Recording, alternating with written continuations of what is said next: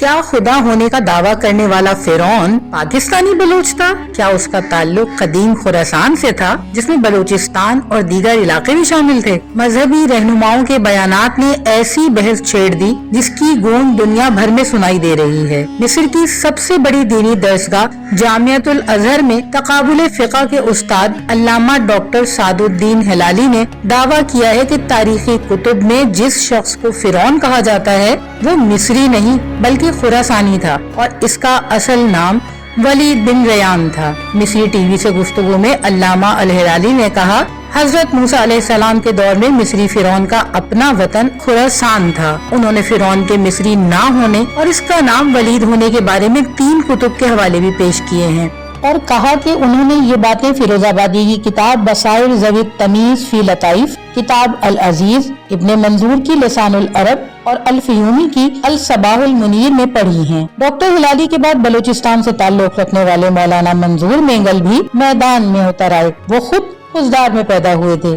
और उन्होंने फिरौन को भी बलूचिस्तान के इलाके खुजदार का करार दिया है। नाराज नहीं होना, या बलोच लोग बैठे हुए, मैंने फिरौन खबीस वो था तूरान का, या हमारे इलाका खुजदार का, वो कुत्ते का बच्चा यहाँ से गया हुआ।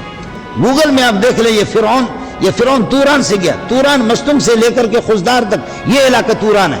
अब खुदा जाने कि वो मेंगल था या ये कि जहरी था या ये कि मोहम्मद सनी था या शहवानी था, मुझे इसका पता नहीं, था बलोच था। याद रहे कि कदीम मिस्र में फिरौन को खुदा समझा जाता था और इसकी इबादत की जाती थी। हजरत मूसा अलैहिस्सलाम बनी इसराइल को फिरौन मिस्र के मजालिम से बचाकर वहाँ से ले गए थे और इस दौरान मिस्र का ये जालिम बादशाह डूब कर हलाक हो गया था।